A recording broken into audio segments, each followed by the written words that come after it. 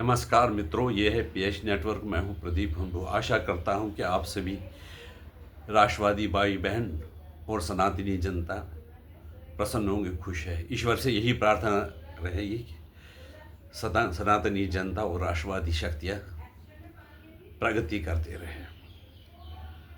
आज मैं आपको बंगाल के बारे में कुछ बातचीत करना चाहता हूं। बात यह है कि पहले बंगाल के बारे में तो बहुत कुछ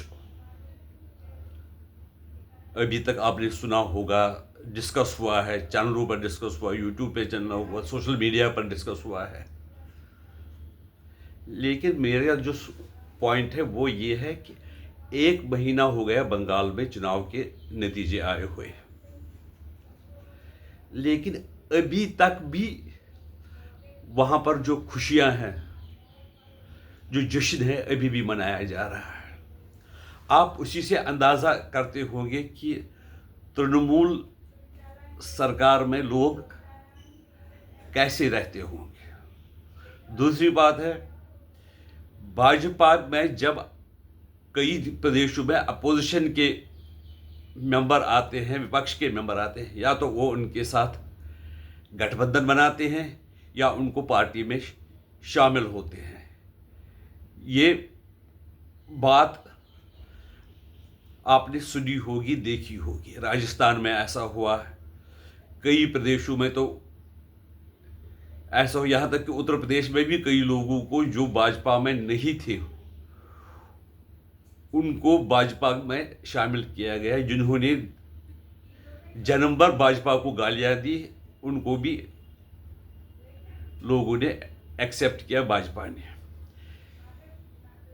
परंतु बंगाल में ऐसा कुछ नहीं। बंगाल में ये डायरेक्शन दी गई है कि अगर कोई टीएमसी से जुड़ा हुआ मेंबर प्राइमरी मेंबर भी बनना चाहता है, उसको मेंबर मत बनाइए। उसका कारण है,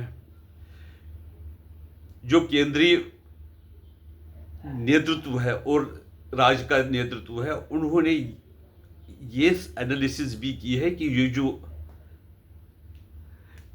मैंडेट है वो तो तृणमूल के खिलाफ था। तृणमूल के प्रति इतना गम और गुस्सा है कि लोग 1 महीने से भी अभी जश्न मना रहे हैं। और जो एजेंसीज छापा मारने आती है तो लोग कहते हैं कि इस घर में है, ये एक तो बांग्लादेशी है और दूसरा है भ्रष्ट आदमी है। क्या हो रहा है कि तृणमूल के कई नेता अपने पाप धोने के लिए लोगों को कह रहे हैं कि जो हमने आपसे कट मनी ली है वो आप वापस लीजिए, लेकिन हमें माफ कर लीजिए, हमारा बाइकआउट मत कीजिए, हमें लोगों के सामने जलील मत कीजिए। और पिटाई वगैरह तो पिटाई तो हो रही है। कई लोगों को तो ये आपने देखा होगा कि कई अंडरशर्ट और चड्डी में भगा दिया गया। इसी सिलसिले में एक बार तो ये भी हुआ कि अभिषेक बनर्जी पर भी अंडे फेंके गए, उसको हेलमेट लगानी पड़ी। ये सिर्फ जानकारी नहीं है, इसमें ऐसे कुछ लोग थे जो पहले तृणमूल कांग्रेस में थे और कुछ जनता भी थी जो नाराज थी। लेकिन क्या बात है कि जो तृणमूल के लोग हैं वो भी ये जानते हैं, बड़े समझदार होते हैं। जो इस तरह से भ्रष्टाचार करते हैं, गुंडागर्दी करते हैं, वो अपने इस फील्ड में बड़े समझदार होते हैं। उनको पता चला कि अगर हमें लोगों के बीच में हमने अपने आप को एस्टैब्लिश करना है तो हमें क्या करना पड़ेगा, हमें तृणमूल के नेताओं के खिलाफ बोलना पड़ेगा और उनके जो बाकी जो लोग हैं उनके खिलाफ, जिन्होंने भ्रष्टाचार किया है, जिन्होंने गुंडागर्दी की, जिन्होंने बलात्कार किया, जिन्होंने मंदिर जलाए, ज्यादती है, वो दाग धोने के लिए हमें बीजेपी के साथ या तृणमूल के जो बड़े नेता उनके खिलाफ बोलना पड़ेगा, उनके कार्रवाई करनी पड़ेगी। लेकिन एजेंसियां भी सतर्क है और जो लोग हैं वो भी समझते हैं कि ये वही लोग हैं जो कि पहले तृणमूल के साथ है। इन्हीं द्वारा जो ये जुल्म किए गए, अत्याचार किए गए, तो हम उनको माफ करने वाले नहीं है। अगर बीजेपी वाले किसी को मेंबर बनाते हैं या ऐसे लोगों को अपने सपोर्ट लेंगे, जैसे तृणमूल के 2 हिस्से हो गए, असेंबली में, और ये उम्मीद है कि पार्लियामेंट में भी मेजर लोग उनको छोड़ के अलग पार्टी बनाएंगे, लेकिन बीजेपी उनका सपोर्ट नहीं लेगी। क्योंकि अगर बीजेपी ने उनका सपोर्ट लिया तो बीजेपी की वही हालत 5 साल नहीं 10 साल के बाद होगी जो 34 साल के राज में कम्युनिस्टों का हुआ, और या जो 15 साल में ममता बनर्जी के हाल में तृणमूल कांग्रेस का हुआ। ये जो नेत्री है तृणमूल की, ममता बनर्जी, उसको कहा जाता था स्ट्रेट फाइटर। स्ट्रेट फाइटर के कारण लोगों ने उस पर विश्वास किया। वो इसलिए क्योंकि वो त्रस्त थे। किससे त्रस्त थे? कम्युनिस्टों से। कम्युनिस्टों ने जितना वो सिस्टम वहां पर कटमनी, भ्रष्टाचार, बलात्कार वगैरह जो वहां पर उन्होंने किया था कायम, उसे छुटकारा पाने के लिए बेशक वो ममता बनर्जी ये थी स्ट्रीट फाइटर, तब जाकर उनको साथ उनको मिला। लेकिन इसके बाद भी शांतिपूर्ण तरीके से लोगों को समझाया गया, बंगाल के लोगों को समझाया गया कि ये जो पार्टी है बीजेपी, अगर आप उनको वोट देंगे तो आपका कोई नुकसान नहीं होगा। 21 में तो वही गलती हुई है बीजेपी से और चुनाव आयोग से। उन्होंने लोगों को प्रोटेक्शन का कोई वादा नहीं दिया, और जो चुनाव है उनको फ्री एंड फेयर नहीं होने दिया। अब तो वो कहेंगे कि हमारी 100 सीटें चुराई गई। राहुल गांधी भी उसका समर्थन करेंगे क्योंकि वो भी जीतने वाले हैं नहीं। अगर ऐसा किया 21 में किया होता है, 2021 में, तो उस टाइम भी शायद तृणमूल कांग्रेस नहीं जीतती। अब मैं एक बात आपको याद दिलाना चाहता हूं। आपको मैं 1975 की घटनाएं याद दिलवाना चाहता हूं। हम भी तकरीबन 15-16 साल के थे उस टाइम। हमें याद है उस टाइम टीवी तो सरकार के कंट्रोल में था, अखबारों पे सेंसरशिप था, लेकिन समाचार बाहर आ रहे थे कि लोग किस तरह से इंदिरा गांधी के और कांग्रेस से त्रस्त थे और दुखी थे। यहां तक कि अगर सरकारी जीप वैक्सीन के लिए भी गांव में आए तो गांव में कोई मिलता नहीं था, वो छुपे रहते हैं। ये लोगों को डर था कि पता नहीं किसको पकड़ा जाएगा, किसको मारा जाएगा, और किसकी सड़क पे, चाहे आप जवान हो या आप बूढ़े हो, किसकी नसबंदी की जाए। इसलिए लोग बड़े डरे हुए थे। लोग जो यहाँ के लोग हैं, भारत के लोग हैं, वो जवाब देना जानते हैं और सही टाइम मौके का इंतज़ार करके वो जवाब देते हैं। लेकिन आप कहोगे फिर इंदिरा गांधी दोबारा क्यों जीती इसलिए कि वो जो अपोजिशन वाले जो पार्टी जनता पार्टी के नाम से पावर में आए, उनमें से कई लोग वो लालची साबित हुए। उनको देश की परवाह के बिना अपने पावर की चिंता होने लगी। जब लोगों ने देखा कि ये लोग भी पावर के लिए उतने भूखे हैं, तो इसलिए हम इनको वोट नहीं दिए, तो इंदिरा गांधी वापस आई। नहीं तो कांग्रेस का खात्मा उसी टाइम हुआ होता, और अगर इंदिरा गांधी जीवित रहती तो राजीव गांधी भी पावर में नहीं आते। लोग चाहते हैं इस वक्त भ्रष्टाचार का खात्मा हो, गवर्नेंस सही हो, लेकिन मैं ये यहां पर कह रहा हूं कि गवर्नेंस 100% सही है, ये भी मैं कहने के लिए तैयार नहीं हूं। लेकिन ऐसा लग रहा है कि लोगों को लग रहा है, जनता को लग रहा है कि जो सरकार है वो प्रयास कर रही है। कल आपने देखा था वो कॉकरोचों का आंदोलन हुआ था,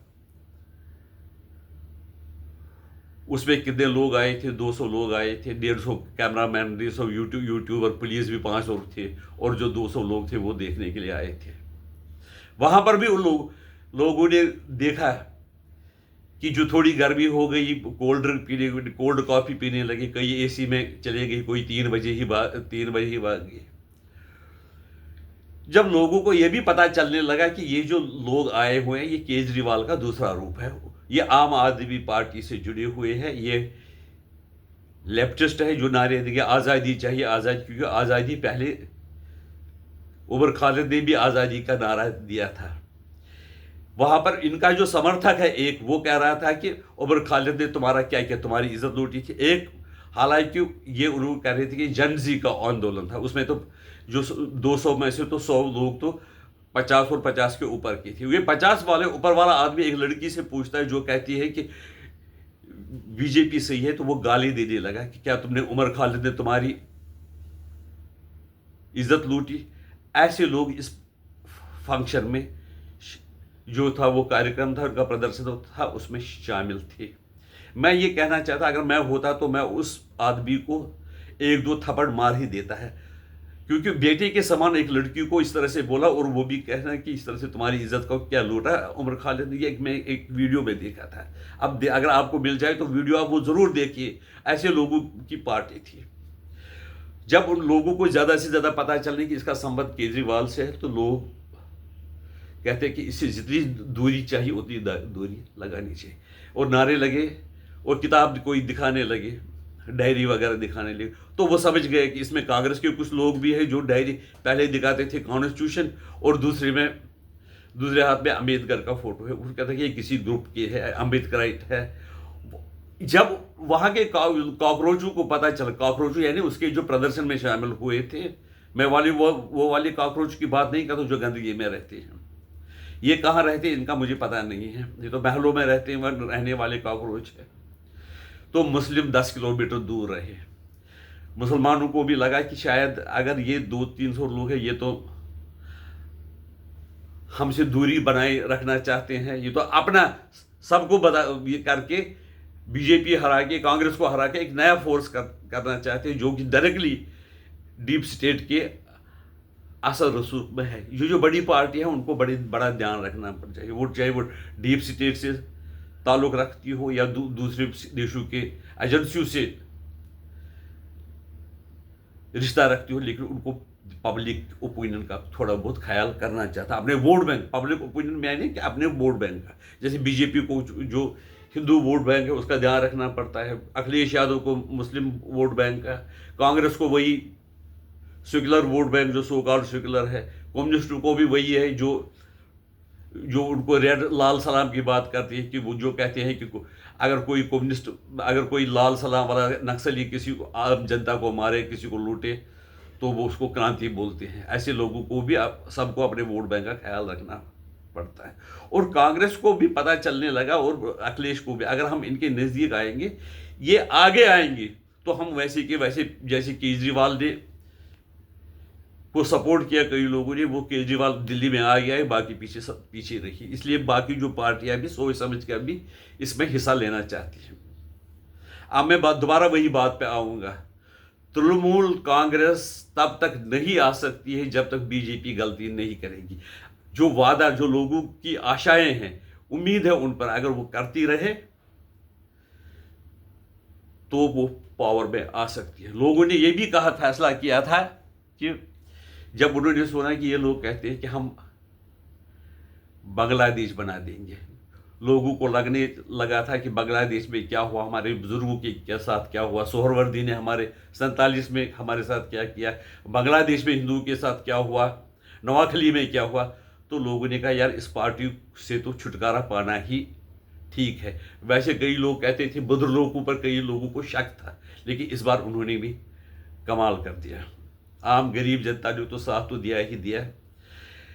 और वहां से बांग्लादेश में ममता बनर्जी के आते हुए जब उन्होंने फेंसिंग करने की इजाज़त नहीं दी, लोग समझ गए कि कुछ दाल में कुछ काला है, ये हमारा जो बस हमारे 1-2-10 साल 20 साल हम जीवित रह सकते हैं प्यार से, तो इसके बाद हमारा कोई फ्यूचर नहीं है। क्योंकि अभी भी संदेश खाली वगैरह में आपने देखा होगा, आरजी कार केस और दूसरे केसों में आपने देखा था कैसे लोगों के साथ व्यवहार किया जाता था।